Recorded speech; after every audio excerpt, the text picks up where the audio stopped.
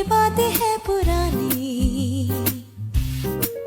18 बरस की तू होने को आई रे। वालों से न पूछो कि उनकी रात आँखों की मस्ती के मस्ताने हजारों। परदेसिया ये सच है पिया, सब कहते हैं मैंने तुझको दिल दे दिया। नहीं नहीं नहीं ये बातें है पुरानी। देखा एक ख्वाब तो ये सिलसिले हुए। 18 बरस की तू होने को आई रे। वालों से न पूछो कि उनकी रात का।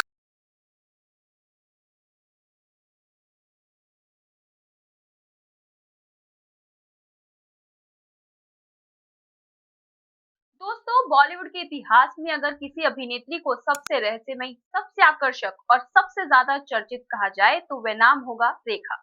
एक ऐसी महिला जिसकी खूबसूरती पर पूरा देश फिदा था। 18 बरस की तू होने को आई रे। जिसकी मुस्कान लाखों दिलों की धड़कन बढ़ा देती थी, लेकिन जिसकी अपनी जिंदगी एक ऐसे रहस्य में उलझी रही जिसका जवाब आज तक किसी के पास नहीं है। दशकों से लोग एक सवाल पूछते आ रहे हैं, आखिर रेखा मांग में सिंदूर किसके नाम का लगाती है? क्या ये सिर्फ उनकी पसंद है, किसी अधूरे प्यार की निशानी है, या फिर कोई ऐसा सच है जिसे हमेशा से दुनिया से छुपा कर रखा गया? वालों से न पूछो कि उनकी रात का। इस सवाल का जवाब खोजने के लिए हमें रेखा की जिंदगी के उन पन्नों को पलटना होगा जिनमें दर्द है, संघर्ष है, प्यार है, अकेलापन है और एक ऐसा रहस्य है जो आज भी अनसुलझा है। आँखों की मस्ती के मस्ताने हजारों। 10 अक्टूबर 1994 को चेन्नई में जन्मी भानुरेखा गणेशन, जिन्हें दुनिया आज रेखा के नाम से जानती है, बचपन से ही एक सामान्य जिंदगी नहीं जी सकी।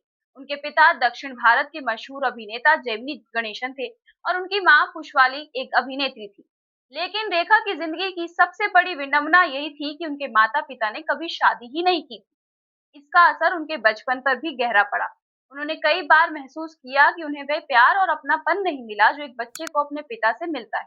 कैसी पहेली है ये, कैसी पहेली जिंदगानी।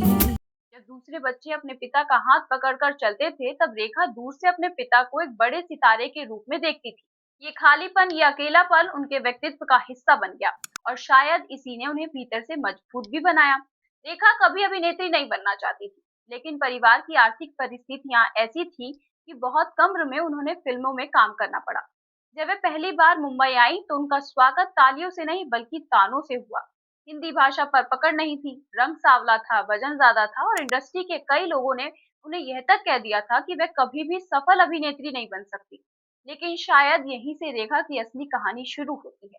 उन्होंने खुद को बदलने का फैसला किया, घंटों मेहनत करके हिंदी सीखी, अपने लुक्स पर काम किया, डांस सीखा, अपनी पर्सनालिटी को निखारा और कुछ ही वर्षों में वह लड़की बनी जिसका कभी मजाक उड़ाया जाता था। बॉलीवुड की सबसे ग्लैमरस और सबसे चर्चित अभिनेत्री बन गई। परदेसिया ये सच है पिया, सब कहते हैं मैंने तुझको दिल दे दिया। 70 के दशक के अंत तक रेखा सफलता की बुलंदियों पर पहुंच चुकी। इसी दौरान उनकी जिंदगी में एक ऐसा नाम आया जिसने उनकी कहानी को हमेशा के लिए बदल दिया। वह नाम था अमिताभ बच्चन। दोनों ने कई फिल्मों में साथ में काम किया और उनकी ऑन स्क्रीन केमिस्ट्री दर्शकों के दिलों पर छा गई। फिल्मों में दोनों को साथ देखकर लोग रोमांचित हो जाते थे। धीरे धीरे अफवाहें शुरू हुई कि दोनों के बीच सिर्फ दोस्ती नहीं बल्कि उससे कई ज्यादा गहरा रिश्ता है।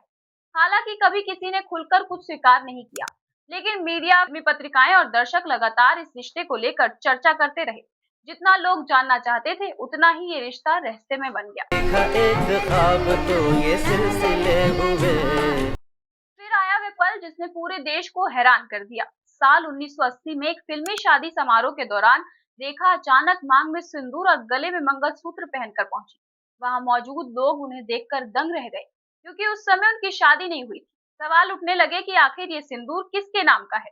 कुछ लोगों ने इसे अमिताभ बच्चन से जोड़कर देखा, कुछ ने इसे महज एक स्टाइल कहा, लेकिन सच क्या था ये कोई नहीं जान पाया। मीडिया ने इस पर अनगिनत कहानियां लिखी, चर्चाएं हुई, बहस हुई, लेकिन किसी के पास कोई ठोस जवाब नहीं था।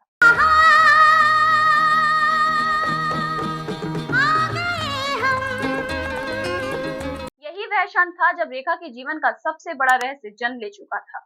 इसके बाद भी कई बार उनसे इस बारे में सवाल पूछे गए। इंटरव्यू में पत्रकारों ने जानना चाहा कि आखिर वे सिंदूर क्यों लगाती हैं, लेकिन हर बार रेखा मुस्कुराकर बात को टाल देती। कभी कहती कि उन्हें सिंदूर अच्छा लगता है, कभी कहती कि ये उनकी संस्कृति का हिस्सा है, लेकिन उनके जवाबों ने सवाल खत्म नहीं किए बल्कि और ज्यादा बढ़ा दिए। लोगों को लगता रहा कि शायद कोई ऐसा सच है जिसे वो दुनिया के सामने कभी लाना ही नहीं चाहती।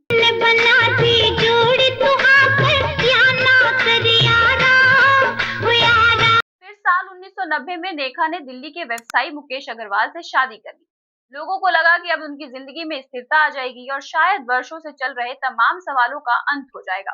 लेकिन किस्मत को कुछ और ही मंजूर था। शादी के कुछ ही महीनों बाद रिश्ते में तनाव शुरू हो गया और फिर एक दिन ऐसी दुखद खबर सामने आई जिसने पूरे देश को झकझोर दिया। मुकेश अग्रवाल ने आत्महत्या कर ली। ये घटना रेखा के जीवन का एक और दर्दनाक अध्याय बन गई। मीडिया ने उन्हें कटघरे में खड़ा कर दिया। उन पर आरोप लगाए गए, लेकिन उन्होंने हमेशा चुप्पी बनाए रखी। शायद वे जानती थी कि कुछ दर्द ऐसे होते हैं जिन्हें शब्दों में बयान नहीं किया जा सकता। हम भूल गए रे हर बात, मगर तेरा प्यार नहीं भूले। इसके बाद रेखा ने खुद को काम में डुबो दिया। उन्होंने अपनी निजी जिंदगी को दुनिया से लगभग अलग कर लिया, लेकिन उनके पास रहस्य का घेरा और मजबूत हो गया। जब लोग उन्हें देखते तो उन्हें सिर्फ एक अभिनेत्री नहीं बल्कि एक पहेली नजर आती, एक ऐसी महिला जिसने शोहरत की हर ऊंचाई को छू लिया, लेकिन निजी जीवन में हमेशा अकेली नजर आई। शायद यही वजह है कि जब उन्होंने फिल्म उमराव जान में एक तन्हा और दर्द से भरी महिला का किरदार निभाया, तो लोगों को लगा कि वह सिर्फ अभिनय नहीं कर रही, बल्कि कहीं ना कहीं अपनी ही जिंदगी का एक हिस्सा पर्दे पर जी रही।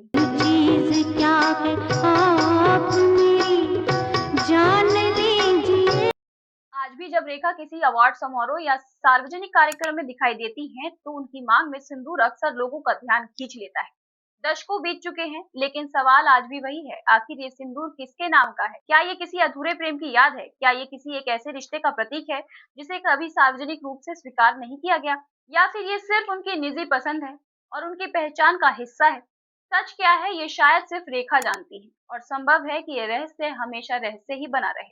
जो हम दोनों में सुरूर है, ये सब। और शायद इसी वजह से रेखा सिर्फ एक अभिनेत्री नहीं है, वे एक कहानी है, एक भावना है, रहस्य है। उनकी जिंदगी हमें ये सिखाती है कि दुनिया किसी इंसान की सफलता को देख लेती है, लेकिन उसके भीतर छिपे दर्द को समझ ही नहीं पाती। और शायद कुछ सवालों का जवाब मिल जाना जरूरी नहीं होता, कुछ रहस्य ही किसी इंसान को अमर बना देते हैं। रेखा का नाम भी शायद हमेशा ऐसे ही लिया जाएगा, बॉलीवुड की सबसे खूबसूरत, सबसे सफल और सबसे रहस्यमयी अभिनेत्री के रूप में। कमेंट सेक्शन में जरूर बताएं कि रेखा का आपका पसंदीदा फिल्म या फिर गाना कौन सा था, और ऐसी ही अनसुनी कहानियों के लिए लेमन जूस कैंडी को फॉलो जरूर करें।